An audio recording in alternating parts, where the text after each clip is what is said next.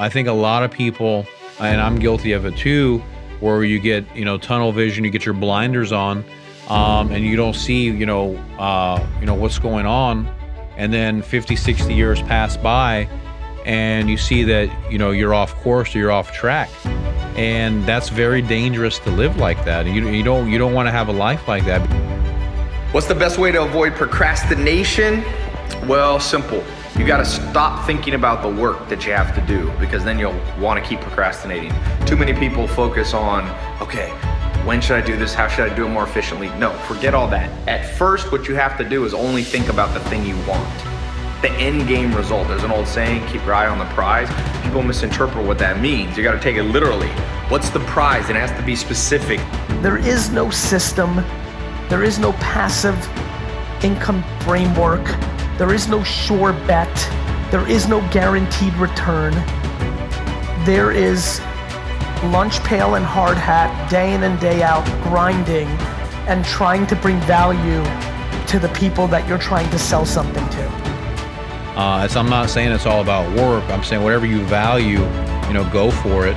And everyone has different values. Just don't live a life with regrets, and later on, have the mentality of, shoulda, coulda, woulda, and be pissed off because you didn't get to realize everything you wanted out of life. Okay. So that's how it applies here to life and in business, is, don't waste time. Make the most of your time. Like Grant Cardone says, squeeze every second. You want to be able to be in control of your time and in control of your destiny in your life. All the things you're procrastinating about come from basically a misalignment in your brain of something that I call the the reward versus pain ratio. So the second pain becomes too much of your focus, whether it be, okay, I'm gonna have to, work hard to start a business or to complete a new project. That's pain, right?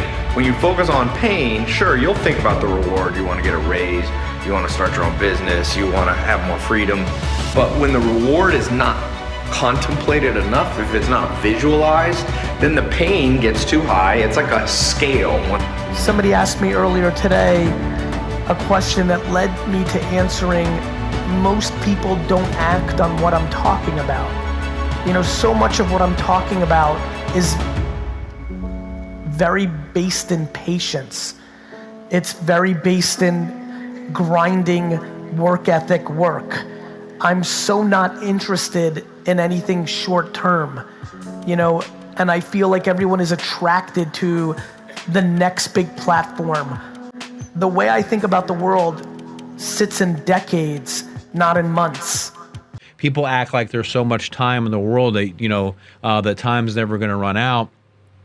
And then you wake up and you're 90 years old, or if you get to live that long, if you're fortunate, and you see that, you didn't get to do the things that you wanted to, you didn't accomplish the things that you wanted to, and your life has passed you by. So it's very important that you, like Stephen Covey says, begin with the end in mind and design your life. You're the designer, you're the architect, you're the script writer, and create your blueprint of how you want it, and then, sow that and make that a reality. Like Mark Cuban told me, he said, Tai, when he was poor, he used to drive around Dallas, Texas, literally. He had no money, drive around and look at rich people's houses.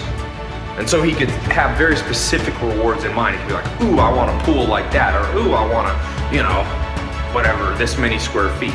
And it doesn't have to be all material things. It can be other stuff. You can, think about, like I said, for me as an entrepreneur, what I think about is specific stuff. Like, I never want to have someone to tell me what to do. That's why I became an entrepreneur. I'm like, you know what? I don't like people telling me what to do. So I keep that in mind sometimes when I don't feel like working. I'm like, ooh, but do I want to go back to a life where if I want to come to New York, I got to ask somebody? And the more I focus on the rewards, whatever it is that rewards you, When you're 80, 90 years old, you're looking back on your life. Did you fulfill everything that you wanted? Did you do everything you wanted? When they talk about you in the eulogy on your, on your funeral, at your tombstone, what are they going to say about you?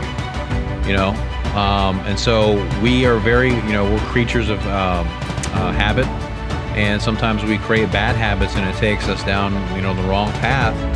And you don't want to have a life like that, because you want to be able to live the life that you aspire to, a beautiful life, a beautiful dream in your mind of where you want to go, and have that type of destiny. You have to create it today and then make that happen. So you have a dream in your mind, a vision, and then you pave that vision that you have. And I know it sounds so easy. It's not. It takes a lot of discipline. You have to control your emotions, your focus, and make sure that your actions are in alignment with your goal, so you can actually get there. So, but don't waste time, because you don't want to wake up one day and you're 60 years old and you see that that your life has passed you by.